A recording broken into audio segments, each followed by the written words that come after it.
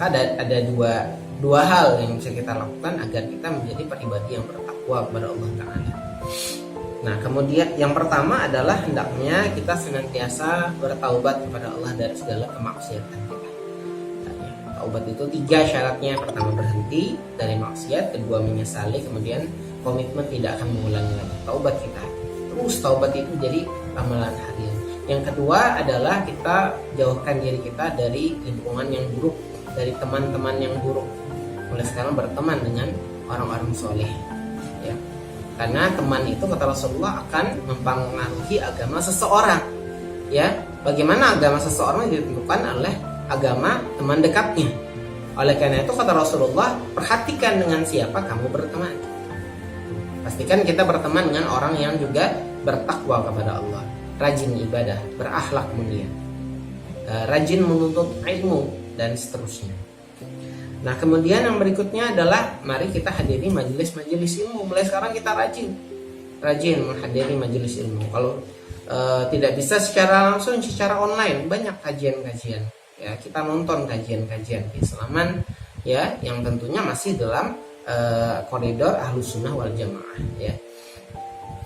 Kemudian yang berikutnya, hendaknya kita sibukkan diri kita dengan ibadah kepada Allah, dengan menjaga sholat 5 waktu, baca Al-Quran, ya, berzikir pada Allah. Insya Allah mudah-mudahan dengan itu Allah jauhkan kita dari hal-hal yang bisa merusak agama kita, dan kita bisa menjadi orang yang bertakwa kepada Allah Ta'ala. Nah, itu untuk menjadi pribadi yang bertakwa diantaranya. Nah, kemudian bagaimana caranya agar kita, rumah tangga kita, pernikahan, ya, itu menjadi pernikahan yang barokah? Maka tentu kita harus menjalani kehidupan ini juga, menjalani kehidupan rumah tangga, menjalani proses pernikahan itu dengan penuh ketakwaan kepada Allah. Dan ketakwaan itu dimulai dari proses menemukan calon, harus dengan ketakwaan. Jangan sampai dengan cara-cara yang diharamkan, misalnya dengan cara pacaran, pergaulan bebas, ya, tapi dengan cara misalnya minta carikan calon dengan ustadz mana, dengan keluarga mana, misalnya dengan kenalan orang soleh yang mana, ya, yang itu baik agamanya kita minta carikan. Atau misalnya kita bisa minta bantuan kepada lembaga yang memang lembaga itu membidangi perkara perjodohan secara syar'i, tentunya yang amanah, seperti itu. Kemudian ta'arufnya juga harus prosesnya syar'i, nanti harus dibimbing.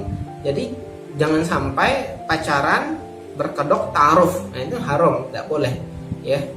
Jadi ta'aruf itu harus syar'i, tidak ada perkara-perkara haram, nggak ada ngobrol, nggak ada berduaan, nggak ada khalwat, nggak ada chatting-chattingan nggak penting, ya.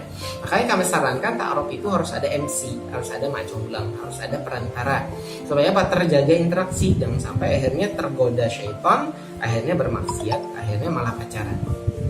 Kemudian dijaga juga proses khitbah, melamarnya, jangan sampai melamar itu ada perkara-perkara maksiat, misalnya seperti mohon maaf, akhirnya dengan khitbah itu ada tukar cincin. Dengan tukar cincin itu seolah-olah sudah halal. Ini tidak benar.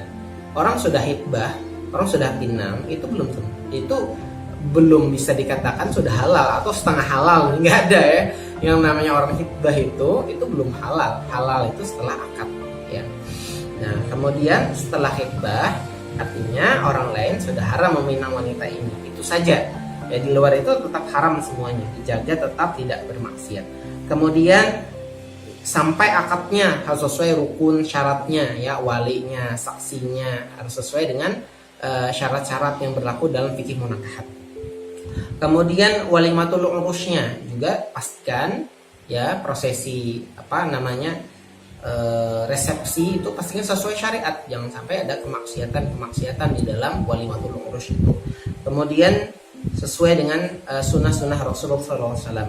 Kemudian juga menjalankan kewajiban setelah menikah sebagai pasangan suami istri. Apa kewajiban suami jalankan, apa kewajiban istri jalankan untuk memenuhi hak-hak pasangan masing-masing. Dan ini juga perlu dipahami. Dalam Islam sudah ada bagaimana apa kewajiban suami, apa kewajiban istri. Nah, ini perlu dipelajari. ya. Kemudian bagaimana menjalani kehidupan rumah tangga yang penuh persahabatan, pengertian, kemudian mendidik anak sesuai dengan syariat dan sunnah Rasulullah Shallallahu Alaihi Wasallam. Nah, namun sekali lagi kami sampaikan, yang agar semua itu bisa terwujud, ya, maka harus ada persiapan ilmu, harus ada bimbingan tentang semua perkara tadi, mulai dari masalah ta'aruf, khitbah, akad, sampai bagaimana hubungan suami istri, bagaimana mendidik anak, bagaimana agar harmonis rumah tangga, itu semuanya perlu ilmu, perlu diilmui, perlu dipelajari semuanya. Dan sesuai kaidah yang masyhur dalam Islam, al-ilmu qabla al-qaul wal amal. Ilmu itu sebelum perkataan dan perbuatan. Pernikahan ini sebuah ibadah. Dan yang namanya ibadah itu perlu ilmu. Ibadah tanpa ilmu itu ditolak, ya, tidak diterima oleh Allah Ta'ala. Dan kita menginginkan pernikahan kita ini selain barokah, diterima sebagai ibadah. Ibadah yang sangat panjang, ibadah yang penuh dengan keridhaan Allah. Nah, bagaimana caranya agar mendapatkan pahala, diterima Allah pernikahan ini sebagai ibadah di sisi Allah Ta'ala? Maka harus berilmu. Nah, ini pentingnya ilmu sebelum menikah. Jangan sampai pengen nikah langsung nikah nggak ada ilmunya, ya. Seperti orang yang kalau naik pesawat dalam perjalanan ternyata baru buka buku panduan naik pesawat tuh gimana caranya. Ini berbahaya sekali, ya. Ya, rumah tangga yang sangat panjang mungkin perjalanannya, ya. Jangankan seperti itu, kita menempuh perjalanan sehari 2 hari saja perlu persiapan. Terus persiapan semuanya, ilmu, kemudian persiapan dana dan seterusnya. Apalagi perjalanan rumah tangga yang mungkin akan menempuh 10-20 tahun, ya. Ya, kita harapkan seperti itu, maka tentu lebih-lebih lagi, lebih layak perlu persiapan, ya. Salah satu persiapan penting adalah persiapan ilmu, dan ini mohon maaf yang jarang sekali, ya, dipahami. Assalamualaikum warahmatullahi wabarakatuh.